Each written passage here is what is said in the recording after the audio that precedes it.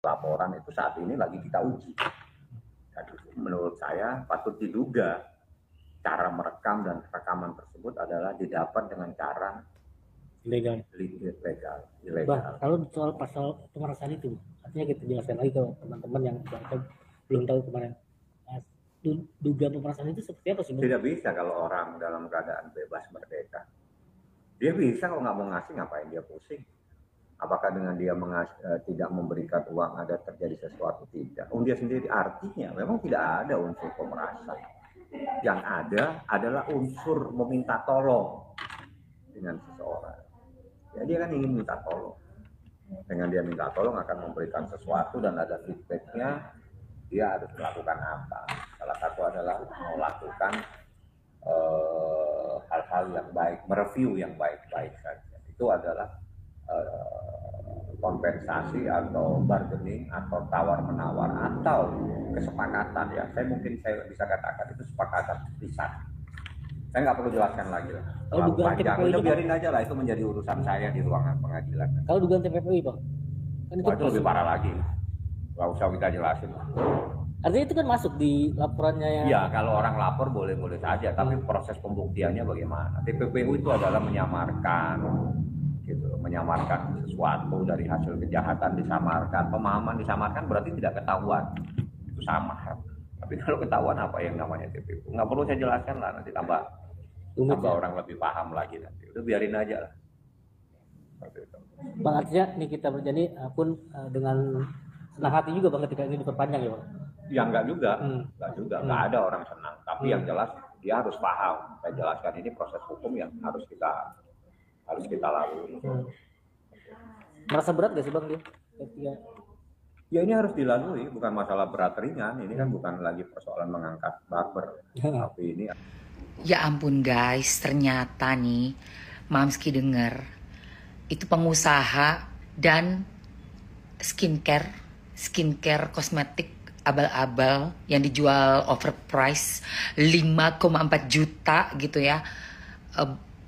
Pensil alis harga 600.000 padahal aslinya cuma 7.000 perak. Ternyata rumahnya, nih denger nih ya, ini A1 nih, A1 rumahnya itu masih nyicil 15 tahun. Gila. Dia kalau nggak ngaku, suruh kasih lihat surat rumah. Gak bakalan bisa. Pantesan gue bilang kok ngoyo banget kerjanya. Gak taunya masih nyicil, Bo. 15 tahun. Itu utangnya 15 tahun. Utang. Udah gitu, ini dia juga masih belum lunas utang gede banget ke suatu factory. Sebesar 36 miliar. Ya ampun Tuhan. Mendingan lolo pada deh. Iya kan? Hidup biasa-biasa aja, sederhana, gak flexing-flexing, tapi juga gak punya utang. Bener gak? Ya kan? Pilih mana lu? Sok flexing, sok kaya, sok tajir, tapi gak taunya utangnya berjibun. Gue gak ngerti lagi ntar mau bayar itu kayak gimana mau bayarnya ya guys. Secara kayak hidupnya tuh udah yang gak bisa turun lagi gitu. Karena kan hidup tuh udah di sini terus gitu ya. Di sini di awang-awang ya kan. Walhasil terpaksa ngutang. Oh my god. Gak usah flexing-flexing kalau semuanya itu adalah hasil ngutang. Lunasin dulu, gak usah gaya. Lunasin dulu. Ya kan? Ya ampun. Kaget gue pikir banyak duit. Ternyata itu utang 36 miliar ditambah rumahnya juga belum lunas 15 tahun. Bukan cuma 1,5 tahun ya, bukan cuma 5 tahun ya, 15 tahun. Aduh, selamat ya. Yang bilang Nikita Mirzani diminta maaf, itu siapa? Setelah gue cari tahu, itu berita Bali.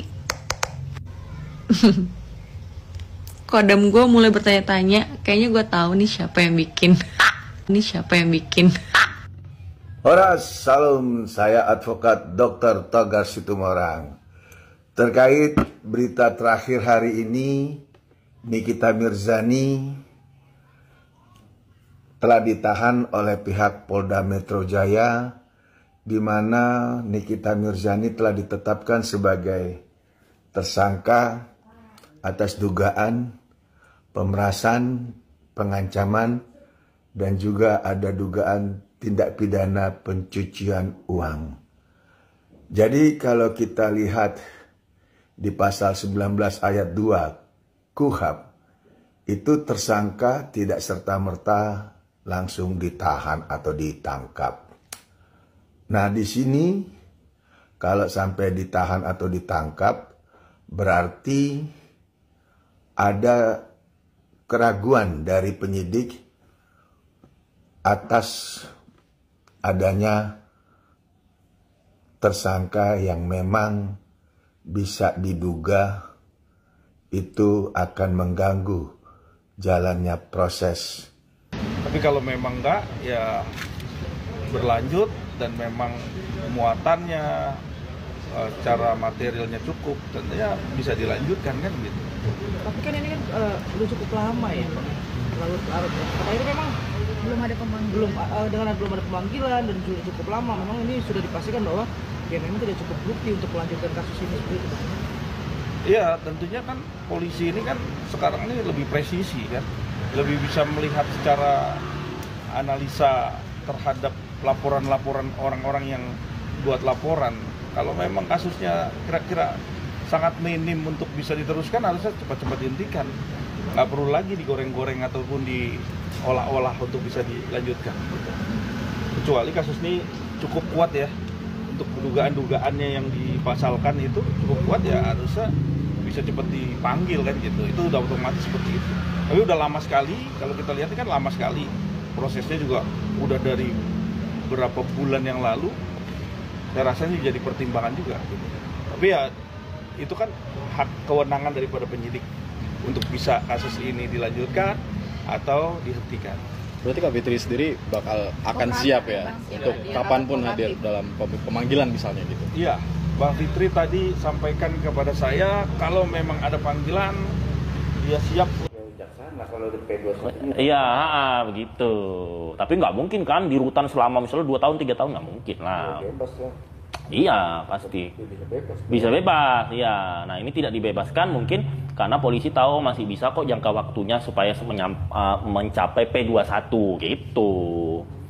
Jadi orang nggak bisa bilang lepas, bebas.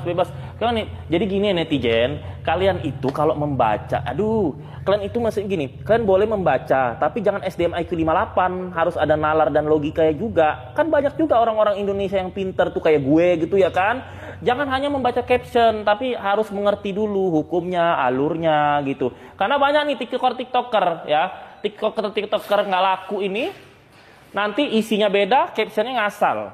Padahal tidak ada terkait ke media, nggak ada terkait, statement belum dikeluarkan dari yang bersangkutan, ya kan? Asal-asal bikin caption aja, begitu. Ya makanya selebriti TikTok yang terkenal dan diburu wartawan cuma Raja Bangsawan Satria Mulia Pataudi. Kalau yang lain itu abal-abal kalian itu. Jangan jadi sok-sok jadi narasumber. Kalau gue ini kan artisnya artis, ya kan?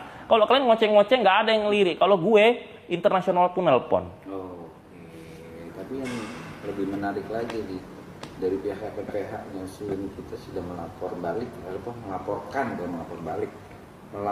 itu Dr. Reza Gladys dugaan soal penyebaran voice notes percakapan.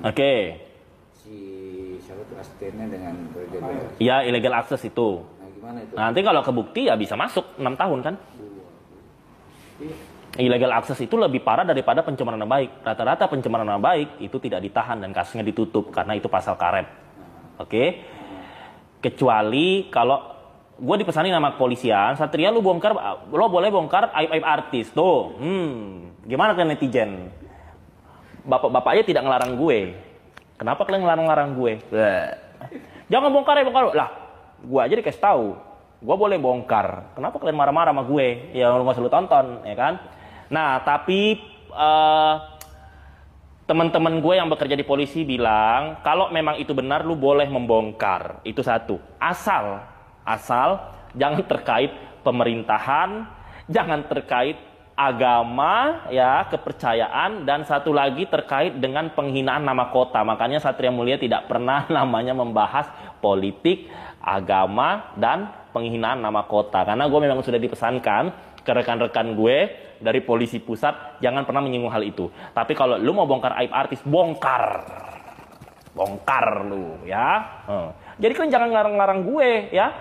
Kalau kalian bukan donatur, jangan ngatur, ya. Kalau kalian mau aib-aibnya kututup, 2 miliar sini. Nah, kan banyak nih artis